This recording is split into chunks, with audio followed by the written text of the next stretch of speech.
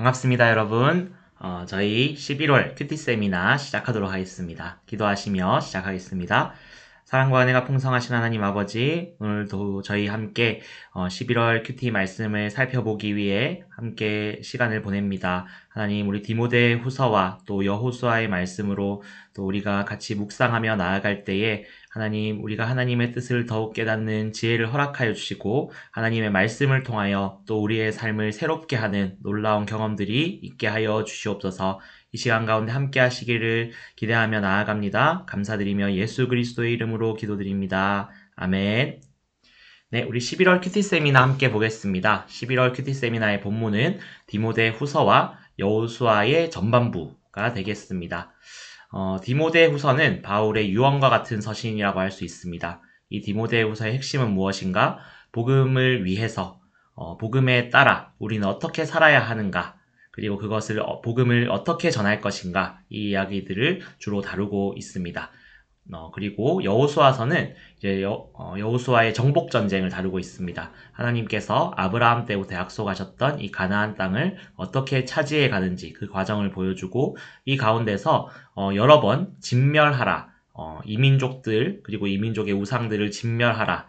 이제 헤렘이라고 히브리어로 나오는데 어떻게 진멸해야 되는지 진멸의 뜻이 무엇인지 우리가 좀 살펴보는 시간을 갖도록 하겠습니다. 우리 함께 보도록 하겠습니다.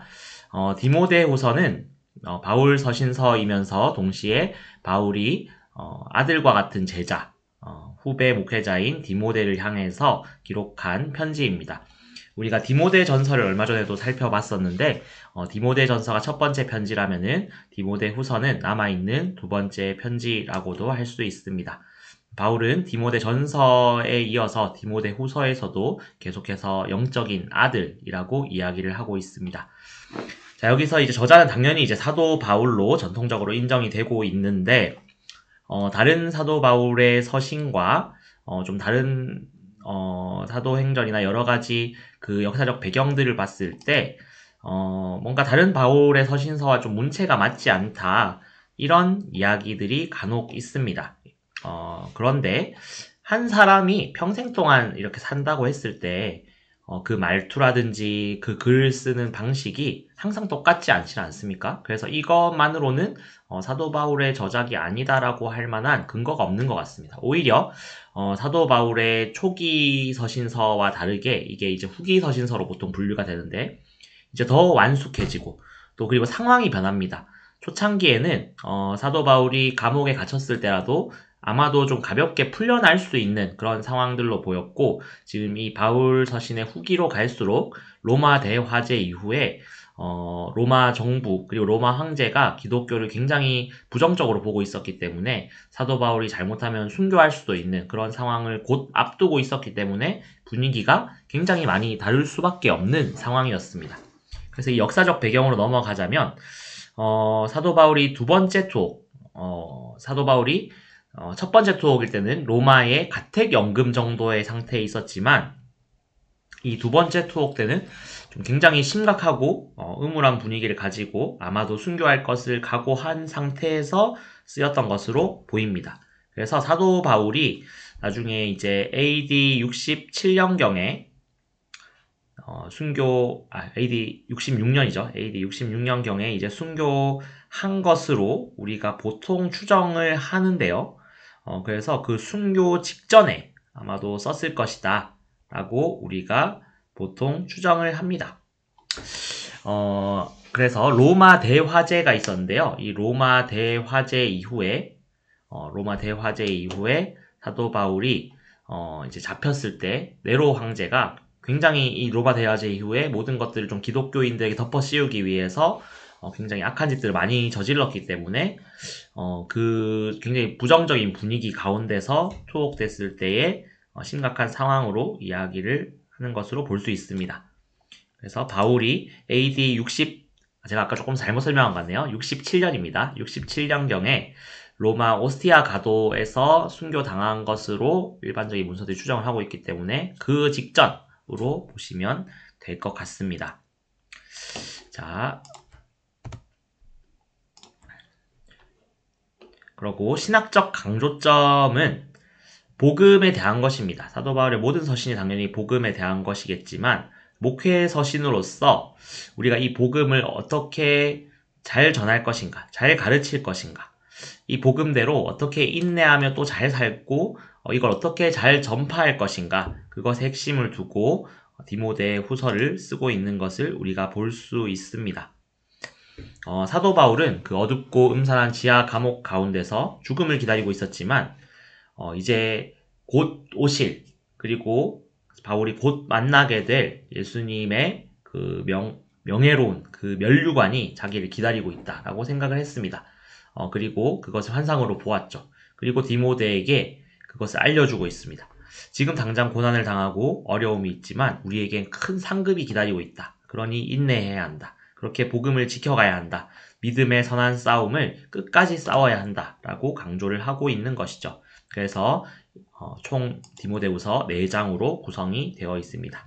크게 구분해보면 말씀을 지키라, 가르치라, 거하라, 전파하라, 이렇게 좀 핵심을 좀 둘 수 있을 것 같습니다. 자, 디모데후서 1장을 보시면 나오죠. 예수 그리스도의 사도된 바울이라고 나오고 있습니다. 자신의 정체성을 얘기하죠. 그리고 누구에게? 사랑하는 아들 디모데에게. 친아들이라는 뜻이 아닙니다. 당연히 믿음의 아들, 믿음의 동역자라는 의미죠.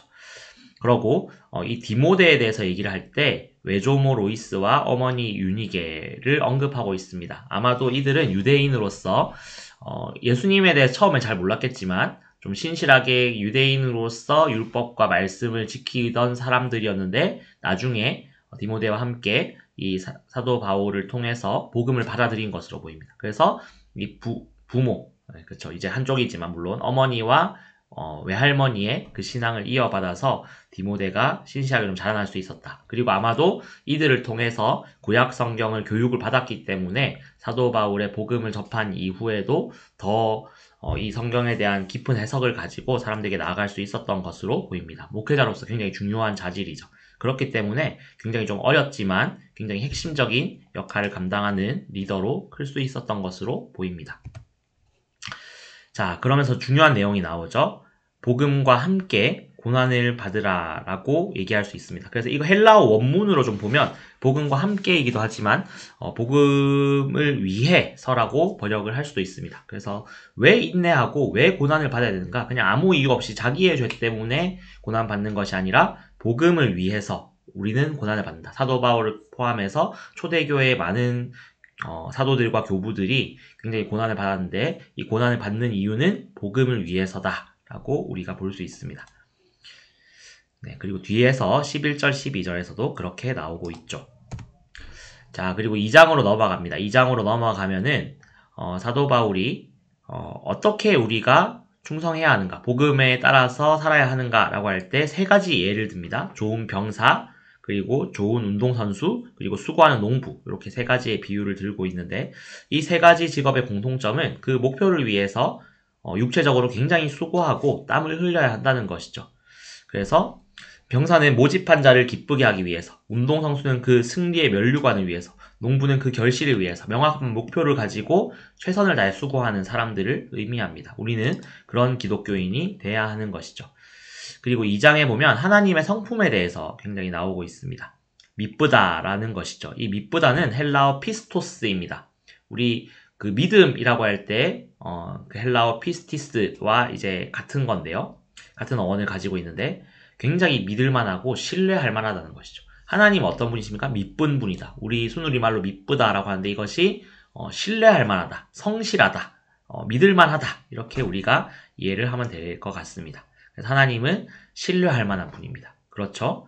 자, 그리고 사도 바울이 뒤에 또 말에 대해서, 진리에 대해서, 깨끗함에 대해서, 온유함에 대해서 우리가 복음을 가진 자로서 그렇게 잘 지켜야 한다라는 얘기들을 하고 있고요. 좀 넘어가서 망령되고 헛된 말을 버리라고 하고 있습니다. 그러면서 후메네오와 빌레도를 이야기하면서 마치 악성 종양 같았다라고 얘기하는데 이들의 가르침이 무엇입니까? 바로 부활이 지나갔다.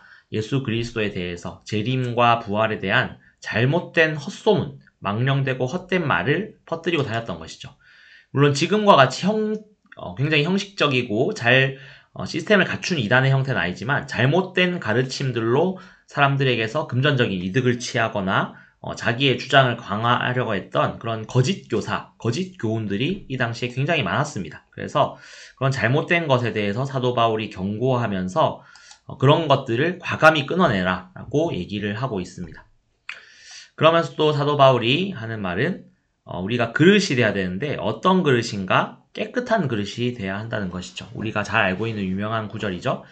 금그릇, 은그릇, 나무그릇, 질그릇 이런 여러 종류의 그릇이 있는데 어떤 이는 금그릇과 같이 귀하게 쓰일 수도 있고 어떤 이는 나무그릇과 같이 굉장히 일상적으로 쓰일 수 있는데 어떤 재질인가가 중요할 수도 있겠지만 그것보다 더 중요한 것은 그릇의 목표를 온전히 달성하기 위해서는 깨끗해야 한다는 것이죠. 어떤 형태의 그릇이든지 깨끗하게 우리가 잘 관리해야 된다는 것이죠. 하나님이 우리를 어떻게 쓰실지는 알 수 없지만 우리가 깨끗해야만 하나님이 큰 그릇이든 작은 그릇이든 귀한 그릇이든 천한 그릇이든 쓰신다는 것이죠.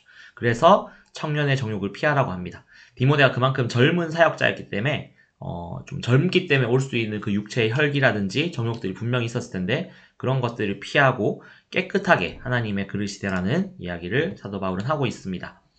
그러면서 경건의 모양만 가지는 게 아니라 경건의 능력이 있어야 한다고 말하죠. 그래서 교훈과 행실과 의향과 믿음과 오래 참음과 사랑과 인내와 또 박해를 받음과 고난과 또한 다른 모든 곳에서 당했던 그런 박해받은 것들을 네가 알고 있지 않느냐. 그 가운데 건지신 하나님을 기억하면서 경건의 능력을 가지라 라고 사도 바울이 강조하고 있는 것이죠. 그러면서 우리가 잘 알고 있는 아주 유명한 구절이 나타납니다. 너는 배우고 확신한 일에 거하라. 어려서부터 성경을 알았나니 성경은 능히 너로 하여금 그리스도 예수 안에 있는 믿음으로 말미암아 구원에 이르는 지혜가 있게 하느니라. 아멘. 그리고 모든 성경은 하나님의 감동으로 된 것으로 교훈과 책망과 바르게 함과 의로 교육하기에 유익하니. 아멘. 이는 하나님의 사람으로 온전하게 하며 모든 선한 일을 행할 능력을 갖추게 하려 함이라. 아멘. 우리는 이 복음을 어떻게 알고 배우고 확신하고 그 위에 계속해서 거할 수 있습니까? 말씀을 기준으로 할 때만 있다는 것이죠. 그 디모데가 어릴 때부터 교육받았던 구약의 말씀들 그리고 사도들을 통해서 또 예수님을 아는 자들을 통해서 주신 그 예수님의 말씀들이 우리를 세워가는 겁니다. 디모데를 세워가는 것이죠. 그렇기 때문에 사도 바울은 어려서부터 잘 알겠지만 지금도 여전히 하나님의 말씀이 필요해. 그 하나님의 말씀을 붙들어. 그 배우고 확실한 일에 거해 라고 디모데에게 이렇게 조언하고 있는 것이죠. 그러면서 성경은 하나님의 감동으로 된 것이다.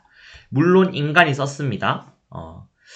성경에 뭐 실수 하나 없고 오자 하나 없고 하나님이 막 직접 글자를 새겼다 이렇게 얘기하시는 분인데 그건 아니겠죠. 인간을 통해서 인간의 손으로 그 인간의 언어와 문화의 한계 속에서 하나님이 기록하게 하셨지만 동시에 하나님의 감동으로 된 것이기 때문에 그 한계를 넘어서 여전히 지금 우리에게도 일하고 계시는 살아있는 말씀이 되는 것이죠.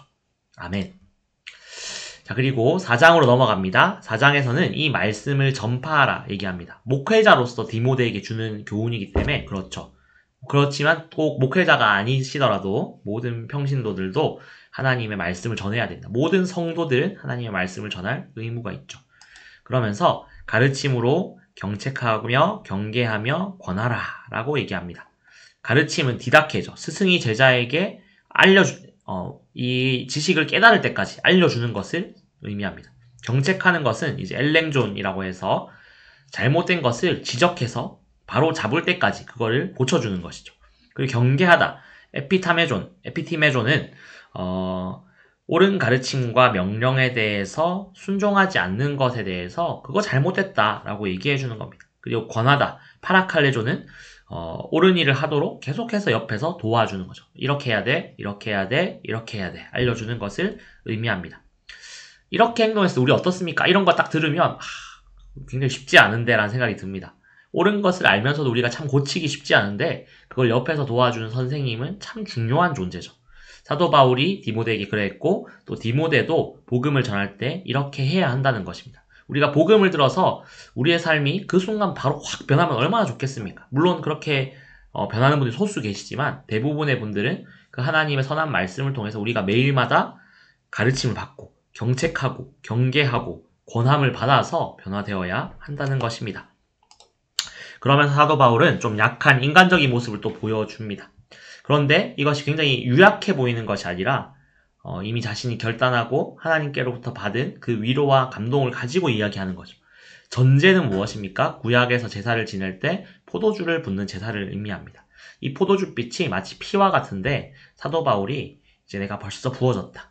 그 제사를 완성하기 위해서 이 전제를 뿌리는데요. 포도주를 뿌리는데 그것과 같이 자신의 역할을 이제 이미 거의 다 했구나 라고 느끼고 있는 것이 다 부어졌다는 거예요. 그래서 선한 싸움을 싸우고 달려갈 길을 마치고 믿음을 지켰다. 지금까지 최선을 다해서 이 믿음을 지켜왔는데 이제는 의의 면류관이 예비되었고 의로우신 재판장 예수 그리스도께서 그날에 재판을 하셨을 때 나에게 면류관 주실 거야 라고 기대하면서 상급을 기대하면서 나아간다는 것이죠. 이 무엇입니까? 사실은 순교가 다가오고 있다는 것을 사도 바울이 직감적으로 느끼고 있다는 것이죠. 그러면서 하는 말이 오라고 합니다. 지금까지는 그 디모데를 선교지에 놔두고 에베소에 놔두고 거기서 최선을 다해서 사역하라 했는데 한번 얼굴이 보고 싶다는 거예요. 마지막이 다가오고 있기 때문에 보고 싶다고 얘기합니다. 그러면서 좀 안타까운 얘기들 하죠. 대만은 세상을 사랑하여 나를 버리고 데살로니가로 갔다. 그리고 이 뒤에 나오는 사람들에 대해서 좀 의견이 분분합니다. 대마와 마찬가지로 사도 바울을 다 버렸느냐? 그게 아니라 복음 전파의 또 사명을 가지고 사도 바울과 함께하지 못하지만 다른 지역으로 떠나서 복음을 전하고 있는 거 이거 좀 분분하긴 하지만 저는 좀 후자의 또 해석이 또 더 은혜롭고 맞지 않을까 이런 생각을 해봅니다. 그래서 그레스게는 갈라디아로 디도는 달마디아로 갔고 누가는 나와 함께 있다. 누가복음과 사도행전을 기록한 그 누가죠. 그리고 올 때 마가 요한을 데리고 오라 라고 얘기합니다. 아마도 그 바나바의 사촌이자 사도 바울과 함께 1차 전도 여행을 떠났다가 다투고 불평불만하면서 떠났던 그 마가 그리고 마가복음을 기록했던 그 마가로 추정이 됩니다. 그래서 처음엔 싸우고 복음을 전하는 일에 좀 의견이 맞지 않아서 다퉜지만 시간이 한참 지나고 같이 사역을 하다 보니 어느새 나에게 유익한 사람이 되었다는 은혜로운 이야기죠. 그리고 두기고는 에베소로 보냈고 그 다음에 드로아 가보란 사람입니다. 드로아 가보의 집에 놔둔 자기 아끼는 겉옷을 가지고 그러고 나서 한 가지 중요한 요청을 하는데 책은 특별히 가죽 종이에 쓴 것, 가죽 양피지에 쓴 성경을 의미합니다. 이것은 무엇을 의미합니까? 사도 바울이 마지막에 성경을 읽고 싶다는 거예요. 이때 당시의 성경은 지금과 같지 않습니다. 지금처럼 책 한 권으로 굉장히 얇고 작은 글씨로 이렇게 보관할 수 있는 그런 게 아니었어요. 굉장히 큰 두루마리였습니다. 그게 성경 한 권이었고 그게 여러 권이 모여야 지금 우리가 읽고 있는 이 성경처럼 되는데 인쇄술과 이 종이가 발달하기 전에는 성경은 정말로 크고 무겁고 비싼 그런 존재였습니다. 그런데 사도 바울이 그 중에 어떤 자기가 아끼는 구약의 한 권을 읽고 싶었던 것 같아요. 그래서 특별히 가죽 종이에 양피지에 써진 그 성경을 내가 마지막으로 읽고 싶다. 이런 유언으로 우리가 이해할 수 있습니다. 네, 이렇게 디모데 후서가 마무리됩니다. 조금 빠르게 지나갔는데요. 보시면서 궁금하신 점 있으면 또 질문 주셔도 좋을 것 같고, 자, 여호수아로 좀 넘어가겠습니다. 여호수아는 구약의 역사서입니다. 모세 오경이 끝나고 바로 이어서 나오는 첫 번째 역사서죠. 그래서 저자는 여호수아인데요. 24장 26절을 보면 직접 기록했다는 언급이 있습니다. 직접 기록을 했는데 이 후반부의 말씀을 좀 보면은요. 그리고 또 중간중간에 삽입되어 있는 여러 구절들이 있는데 여호수아가 죽었다. 본인이 썼는데 본인이 죽었다. 물론 예언적으로 내가 이때 죽을 거라고 이렇게 생각해서 쓸 수는 있겠지만 그것보다는 후대에 기록이 돼서 원래 여호수아가 썼던 책에 그 첨부 자료처럼 이렇게 붙었을 가능성이 굉장히 높습니다. 그리고 갈렙의 헤브론 정복은 사실은 여호수아의 사후에 일어난 일이고 운니엘 드빌 정복이나 단지파의 레셈 정복도 마찬가지입니다. 후대 기록이 좀 첨부 자료처럼 중간중간에 추가되었을 가능성이 높습니다. 그리고 여호수아 또 중간중간에 보면 오늘날 그대로 있더라 뭐 이런 구절들이 있는데 이것도 여호수아의 사후에 여호수아의 기록을 토대로 이 책을 편집을 했지만 나중에 사후에 그 여호수아가 뭐 싸웠던 곳이 지금도 뭐 그대로 남아 있더라 이런 식으로 후대의 기록이 된 것이죠. 이 지금은 당연히 지금 우리가 살고 있는 지금이 아니고 여호수아서가 편집이 완료됐을 그때를 이제 우리가 상정을 하면 되실 것 같습니다. 좀 이해가 되실지 모르겠어요. 그래서 여호수아의 저작이 아니다 이런 의미라기보다 여호수아가 직접 쓴 부분이 있고 그 후대에 첨부 자료를 이렇게 써서 중간중간에 좀 편집을 남겼다 이렇게 보는 게 조금 더 합리적일 것 같습니다. 네, 그리고 이 기록 장소는 어디일까요? 당연히 이 가나안 지역, 지금의 이스라엘 지역이겠죠? 그리고 가나안 정복전쟁이 끝난 직후 굉장히 좀 생생하고 자세하게 기록되어 있고 많이 시기가 멀지 않다는 것을 우리가 조금 문맥을 통해서 좀 이해를 할 수 있습니다. 그래서 여호수아의 가나안 정복 직후에 쓰였을 것이다. 혹은 그 중간중간에도 이렇게 기록이 좀 남았을 수도 있겠죠. 그것들이 편집되어서 지금의 여호수아서가 형태로 이제 편집이 되었다. 이렇게 볼 수 있어요. 자, 그리고 역사적 배경은 하나님이 아브라함을 통해서 약속하셨죠. 그 약속의 땅을 차지하기 위한 거룩한 전쟁, 성전으로 우리가 이해를 할 수도 있죠. 그래서 이 전쟁을 통해서 아브라함에게 약속하셨던 하나님의 뜻이 이루어졌습니다. 그래서 우리가 이걸 보면서 너무 잔인하다 이렇게 생각을 좀 할 수 있는데 좀 그런 부분들이 있어요.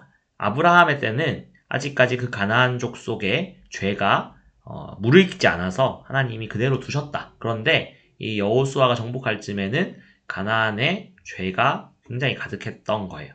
우상 숭배와 여러 가지 죄를 저지르는 것에서 굉장히 잔인한 방식으로 문화를 이루어가고 제사를 지내고 이런 것들이 하나님이 보시기에 합당하지 않았던 거죠. 그리고 그것들을 이스라엘에게 영향을 주지 않도록 하나님께서 진멸해버리라고 명령을 하십니다.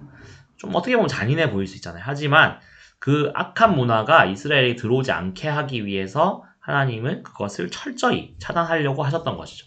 그래서 이 신학적 강조점을 바로 넘어가면 물리적으로 봤을 때는 이스라엘 민족이 가나안 땅, 지금의 이스라엘 땅을 정복하고 그걸 지파별로 분배하는, 그리고 하나님의 약속이 이루어지는 그런 것을 우리가 볼 수 있지만 좀 영적인 차원에서 봤을 때 계속 전쟁을 해 나가면서 가나안 민족들을 진멸해 나갑니다. 이걸 이제 히브리어로 헤렘이라고 하는데 이것이 뭐냐면은 거룩함을 지킨다라는 표현이에요. 진멸하다라고 하면 물론 기본적으로 없애다라는 건데 어떤 사람들은 너무 지나치게 폭력적이다. 어떻게 다 죽여서 없앨 수 있냐? 이게 사랑의 하나님 맞냐 하는데 사실 하나님의 또 다른 명확한 속성은 사랑의 하나님인 동시에 공의의 하나님이죠. 그 죄를 계속해서 저지르고 우상을 숭배하는 민족들을 둘 수도 없으셨고 그들이 이스라엘에게 영향력이 미쳐서 그들이 타락하게 하는 것을 두고 보실 수 없다는 거죠. 그래서 이 거룩함을 지키기 위한 전쟁으로서 진멸하라고 명령을 하신 겁니다. 우리가 여기서 어떤 잔인한 학살의 포인트를 맞추는 게 아니라 하나님의 거룩함을 지키기 위한 그 당시 시대 상황에 의한 방편이다라고 이해를 하는 게 조금 더 적절할 것 같습니다. 또 어떤 학자들은 이건 뭐 일부의 의견이긴 하지만 이것이 모두 죽이는 것이 아니라 철저하게 그 경계 밖으로 추방하는 것도 헤렘의 일환이었다라고 얘기를 하기도 하는데 명확하지는 않습니다. 네, 그래서 여호수아서를 보면 가나안 정복 전쟁과 이 분배로 딱 반반 이렇게 나눠져 있고요. 그래서 정복 전쟁으로 들어가는 그 과정, 요단강을 건너가고 뭐 할례를 하고 이런 과정들이 1에서 5장, 그리고 정복 전쟁을 수행하는 과정이 6에서 12장, 그리고 땅을 분배하는 과정이 22장까지 나오고 나중에 여호수아가 이제 죽기 직전에 했던 설교들과 죽음의 기사가 24장까지 이어지게 됩니다. 그래서 1장을 보시면 모세의 수종자라고 나오는데요. 여기서 이제 물론 NIV 성경에서는 서번트라고 번역이 되어 있는데 이거는 약간 노예같이 좀 이해가 될 수 있는데 그것이 아니라 노예 제도 말고 도제 제도, 마스터라는 장인이 있고 중세 뭐 길드 이런 거에서 나오는 거죠. 굉장히 숙련된 장인이 있고 그 장인이 직접 하나하나 가르쳐가는 그 도제라는 밑에 사람이 있습니다. 이 도제가 장인에게 충분한 세월을 전수받으면 이 도제가 다시 장인이 되는 거죠. 그래서 모세에게 그것을 전수받고 있었던 여호수아가 모세가 죽고 나자 하나님이 리더십으로 세워가시는 거죠.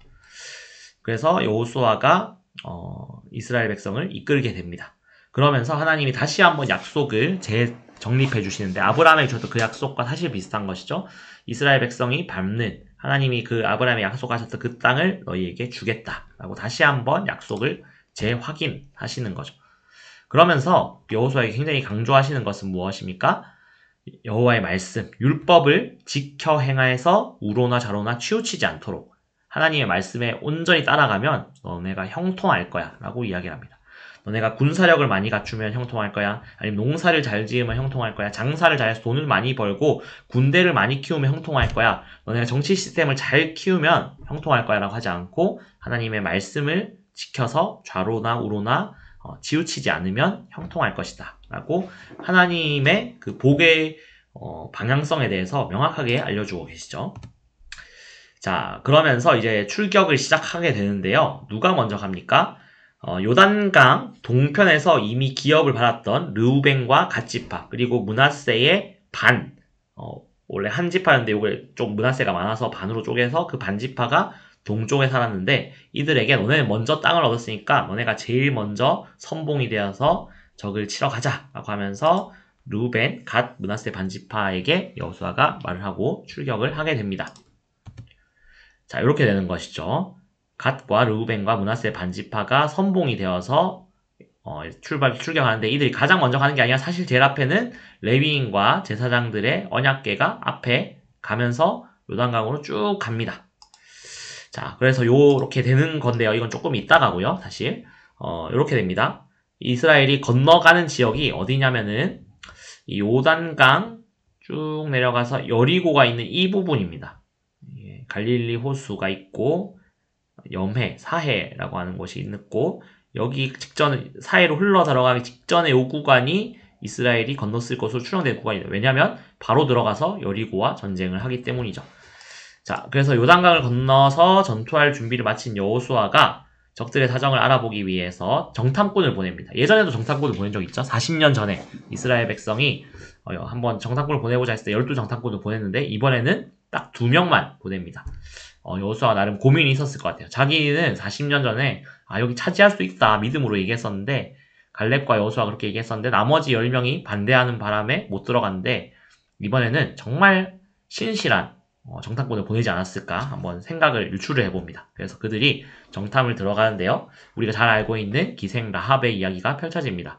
정탐꾼이 신실한 자들을 보냈는데 약간 실력은 좀 떨어졌을 수도 있을 것 같아요. 정탐을 갔던 게 들어가기도 전에 발각이 돼가지고 이렇게 쫓기는 위기에 처하게 됩니다. 그때 이제 라합이 나타나서 라합의 집으로 들어가는 거죠. 사실 라합이 이들을 숨겨주고 또 그들이 어떻게 탈출해야 할지 알려주고, 또 여리고성 사람들이 갖고 있었던 마음, 사실은 이스라엘 백성들이 그 여리고성을 포함한 가나안 민족들을 보면서 너무 거인이고 성벽은 거대하고 이들은 너무 힘이 좋고 농산물도 많이 쌓여있고 해서 우리는 절대 못 이깁니다. 그리고 사실 문명상에 봤을 때도 이미 가나안 땅에서는 철기 문명을 이룩하고 있었고, 이스라엘은 석기 시대였습니다. 청동기 시대 정도 수준밖에 안 되는, 무기가 나무 그리고 돌 이런 거밖에 없는데 저쪽에선 철칼을 들고 나오는 거예요.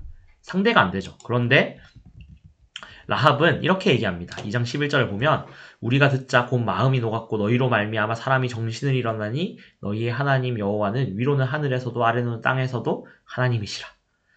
너네가 지금까지 겪어왔던 그 모든 기적들을 들어보니까 우리가 마음이 녹는다. 어떻게 보면 라합이 훨씬 믿음이 좋은 것 같아요. 그래서 하나님이 라합을 살리시죠. 그래서 어떻게 얘를 살려줄까 하다가 라합의 집에는 붉은 줄을 창문에 이렇게 매달아매서 이렇게 그 집을 표시하도록 알려주고 너네만은 살려주겠다 이렇게 약속을 하고 정탐꾼이 돌아가게 됩니다. 자, 이 요단강을 이제 건너야 되는데요. 이제 건널 거예요. 건널 건데 제사장들이 언약궤를 메고 백성 앞에 나가는데 곡식을 거두는 시기쯤이 되면은 물이 넘쳤다라고 이야기를 하고 있습니다. 이게 뭐냐면은 요단강도 건기와 우기가 있는데 이 곡식을 거두는 시기, 즉 소맥, 밀이라고 하죠. 밀, 빵 만드는 그 밀을 거두는 봄이 되었을 때 이제 비가 많이 내립니다. 그리고 헤르몬산의 얼음들이 녹으면서 이 요단강이 평소에는 굉장히 개울물 같다가 엄청나게 이렇게 커지는 그런 시기가 있습니다. 그때 이스라엘 백성들이 건너게 되는 거죠. 좀 개울 같을 때는 건널만 해요. 보면은 저는 아직 성지순례 못 가봤지만 가보신 분들이라면 건기 때 가면 이 개울물 같아서 그냥 웬만하면 건넌다고 합니다. 근데 우기 때 가면 좀 생각이 달라져요. 굉장히 폭포가 치듯이 굉장히 깊어집니다. 자, 이렇게 되는 거죠. 건기 때는 1m라서 깊은 곳이 1m라서 사람이 충분히 건너갈 수 있어요. 폭도 얇아요. 근데 우기가 되면 못 건넙니다. 그래서 어떤 학자들은 이거 그 건기 때 그냥 대충 건너간 거 아니냐, 그래놓고 하나님이 땅을 말리셨다고 하는 거 아니냐 하는데 성경에 명확하게 나오고 있어요. 곡식 거두는 시기, 그러니까 밀을 거두는 봄인데 이때가 건기일 수 없다는 거예요. 3, 4m 사람 빠져 죽는 깊이입니다. 그런데 그 하나님께서 명령하셨고 언약궤가 들어가자마자 이 요단강이 홍해 갈라지듯이 쫙 갈라지면서 이제 여기는 강이니까 바다가 아니고 위쪽은 쌓이고 밑은 이제 점점 마르겠죠. 그래서 마른 길로 건너갔다. 이렇게 성경에서는 언급하고 있습니다. 어쨌든 이스라엘이 하나님의 기적을 다시 한번 보면서 이들은 사실은 홍해를 보지 못한 세대였잖아요. 홍해를 갈라지는 거 못 보았던 세대인데 그 조상들이 봤던 그것을 요단강이 갈라지는 것을 통해서 보면서 하나님의 은혜구나 라고 하면서 지나가게 되는 것이죠. 자, 그러고 각 지파마다 12사람을 불러서 돌기둥을 세우라고 합니다. 그래서 이 돌기둥이 무엇이냐? 요단강의 물이 여호와의 언약궤 앞에 끊어졌어. 언약궤가 요단강을 건널 때 요단물이 끊어졌으므로 이 돌들이 이스라엘 자손에게 영원히 기념이 되죠. 하나님이 하신 일을 기념하는 기념비를 세우게 되는 것이죠. 자, 이스라엘 어떻게 됐습니까? 세 가지를 설명하라고 하죠. 백성들이 마른 땅을 밟고 건넜다. 요단강물을 마르게 하셨는데 그것이 홍해물을 가르고 이스라엘 백성을 건너게 하신 것과 같았다. 이 기적은 하나님께서 강하신 것을 알게 하고 하나님을 경외함으로 앞으로 있을 모든 전쟁을 치르라 라는 얘기였습니다. 담대함으로 하나님 믿고 나아가라 이런 것이죠. 자, 그리고 이제 전쟁 팍 쳐야 되는데 갑자기 하나님 황당한 명령을 내립니다. 갑자기 할례를 하래요. 요즘 남자들이 이 고통을 알려면 무마취로 포경수술을 시행하는 거죠. 그것도 부싯돌로 돌칼을 만들어서 잘 잘리는 칼도 아니고 물론 날카롭겠지만 부싯돌로 돌칼을 만들어서 갑자기 할례를 행하라고 합니다. 사실 이스라엘 백성이 원래 이집트에 있을 때까지는 할례를 다 행했는데 이집트에서 나오고 광야길에서부터는 여러 가지 이유가 있었겠죠. 계속 이동도 해야 되고 하니까 할례를 못했는데 광야에서 난 사람들은 할례를 받지 못했던 거예요. 그러니까 하나님이 할례를 시행함으로 이스라엘 백성답게 하라는 거예요. 근데 사실 이렇게 생각할 수도 있지 않습니까? 전쟁 다 끝나고 이제 평화를 얻은 다음에 하나님 감사합니다. 하나님 우리 하나님 백성대로 살겠습니다 하면서 그때 할례를 할 수도 있는데 이제 막 전쟁을 하려고 준비하고 있는데 갑자기 할례를 행하라고 합니다. 그 창세기 말씀 이런 데 보면은 창세기 34장 이런 데 보면은 야곱의 두 아들이 한 부족을 상대로 할례를 이렇게 속임수로 시킨 다음에 그들이 전투력이 약해져 있을 때 두 명이서 한 부족을 몰살시킬 정도로 할례를 하고 나면 남자들이 굉장히 약해집니다. 그런데 지금은 요단강 그래도 건너기 전이었으면 또 모르겠어요. 근데 건너고 나서 적진이 바로 앞에 있는데 하나님이 갑자기 할례를 행하라는 거예요. 어떤 의미입니까? 하나님 의지하라는 의미입니다. 그래서 이스라엘 백성이 할례를 취했는데 아까 전에 그 라합을 통해서 적군의 마음을 들었죠. 그들의 마음이 녹아서 두려워서 나오지 못하고 성벽 안에서 숨어있게 됩니다. 그러고 이제 여리고성을 향한 본격적인 전쟁이 시작되기 전에 하나 더 있네요. 여호수아 앞에 하나님의 사자가 나타납니다. 하나님이 나타나시는데 하나님의 군대 장관이다, 군대 대장이다 라고 하면서 하는데 여호수아에게 신을 벗으라 라고 합니다. 모세에게 했던 것과 또 똑같은 이미지가 떠오르죠. 구약에서 이 고대 근동 사회에서 신을 벗으라고 하는 것은 첫 번째로는 당시에는 신발이 흙과 흙먼지죠. 여기 지금도 마찬가지지만 이 지역이 흙과 먼지가 많았기 때문에 신발이 쉽게 더러워집니다. 그러니까 그나마 발도 더럽겠지만 신발이 더 더러우니까 이 신발을 벗고 거룩한 곳에 들어가는 것은 그 상대를 존중하는 것이죠. 더 깨끗한 상태로 나아가는 거죠. 또 한 가지가 이제 신발을 벗는다는 것은 나는 이제 더 이상 주인이 아닙니다. 왜냐하면 종들이 이제 신발을 안 신었거든요. 그래서 나는 이제 내 주권을 가진 사람이 아니라 당신의 종입니다라는 의미로 존경의 의미로 신발을 벗고 높은 사람 앞에 나아가는 그런 관습이 있는데 하나님 앞에 그런 태도로 나아간다는 것이죠. 그래서 하나님은 이것을 흡족히 여기셨던 것이죠. 여호수아 이 겸손함으로 나오고 있구나라고 하면서 이제 본격적인 전쟁이 이제 여리고에서부터 시작됩니다. 자, 그러면서 여리고 우리가 잘 아는 이야기입니다. 또 6일간 이 성벽을 빙빙빙 하루에 한 바퀴씩 돌다가 마지막 7째 날에는 7번을 돌고 원래는 조용히 돌아야 됩니다. 조용히 돌다가 마지막 날에 나팔을 빵 불면은 무너질 것이다 라고 하는데 사실 잘 안 믿어지죠. 여리고 성벽을 그 고고학적으로 발굴을 해봤는데요. 물론 나중에 이 여리고가 예수님 시대쯤 되면 재건이 되게 됩니다. 근데 좀 다른데 이 당시만 해도 아마도 이중 성벽 구조였습니다. 고대 도시치고 너무 튼튼한 성벽이죠. 벽 두께가 얼마나냐면 벽 두께가 2m 막 이렇습니다. 그리고 이중 성벽 안쪽의 벽 두께는 3, 4m예요. 현대전에 대포가 나오기 전까지 사실은 그 성벽을 무너뜨리고 뚫을 수는 없는 구조였습니다. 성문을 어떻게 공격했으면 했지 아니면 산더미를 쌓아가지고 이렇게 넘어갔으면 넘어갔지 일반적인 무기로는 절대 그리고 특히 7일만이면 말도 안 되는 그런 정복의 속도죠. 그런데 이걸 보면서 이스라엘 사람들도 아무리 뭐 전쟁 안 해봤어도 알겠죠. 와, 이거 답이 없다. 이랬을 텐데, 하나님께서 사실은 또 말도 안 되는 이야기 하십니다. 7바퀴, 하루에 한 바퀴씩 6일간 돌고 마지막 날에 7바퀴를 돌면 무너진다. 말이 안 되는 이야기인데, 말이 되게 됩니다. 그래서 이스라엘이 사실은 이 공성전을 하려면 몇 년간 이걸 포위하고 이렇게 애를 써야 되는데 그 과정 없이 여리고를 차지하게 되죠. 이렇게 됐습니다. 네. 상상이 안 가는데 이렇게 됐어요. 그리고 우리가 잘 알고 있는 기생 라합의 사건이 있습니다. 기생 라합이 이 와중에 성벽 바깥쪽에 거주했다고 했죠. 바깥쪽 자기 집이 있는 위치에 빨간 줄을 했고 이 성벽이 무너지면서 성벽 무너졌을 때 혹시 피해는 없었는지 모르겠는데 어쨌든 라합의 집안은 괜찮았던 것 같아요. 그 성벽이 무너지면서 많은 사람들이 이제 이스라엘 민족이 들어가서 전쟁을 치면서 막 죽일 때 라합의 가족들, 라합의 집에 있었던 사람들은 살려주는 일들이 나타납니다. 자, 그러면서 이 라합의 가족 외에 하나님께서 이 여리고성을 제일 처음으로 진멸하라고 합니다. 모든 것들, 사람, 가축, 할 거 없이 모든 것을 하나님께 바치라, 진멸하라 라고 얘기합니다. 칼날로 멸하라 라고 얘기를 하시죠. 이스라엘 자손들이 이 온전히 바친 물건이죠. 하나님께 이제 온전히 모든 걸 다 드려야 되는데 대부분이 다 그렇게 했는데 한 사람이 그렇게 하지 않았습니다. 유다 지파에서 아간이란 사람이 하나님의 물건, 사실 이제 하나님께 드려고 없애버려야 되는 건데 자기의 욕심을 내서 가지게 되는 거죠. 그래서 이 아간이 굉장히 좋은 옷, 시날산의 외투와 금과 은을 숨기게 되는데 사실 또 어떻게 보면은 굉장히 뭐 또 귀한 보물이긴 한데 어떻게 보면 아간이 자신의 목숨을 걸 정도로 중요한 채무는 아닙니다. 근데 그걸 보면서 이 아간도 나름 그 좀 잘 나가는 가문의 대장이었기 때문에 충분히 뭐 나중에 어떻게든 벌 수 있는 돈 자기가 평생 못 가지는 그런 거 아니었어요. 그런데 그걸 보니까 욕심이 나고 하나님을 속이고 싶은 생각이 들어서 그거를 취해버리게 되고 말죠. 그렇게 되면서 이스라엘 백성이 아이성, 여리고라는 사실 굉장히 크고 튼튼한 성의 전투에서 이겼는데 아이성은 더 작았습니다. 사람도 더 적었고요. 성벽도 더 약했어요. 근데 그 전투에서는 패배한 거죠. 알고 보니까 이 아간이 하나님께 바쳤던 물건을 온전히 바치지 않고 자기가 욕심을 냈기 때문에 이렇게 심판을 당했던 것이죠. 그래서 이렇게 됩니다.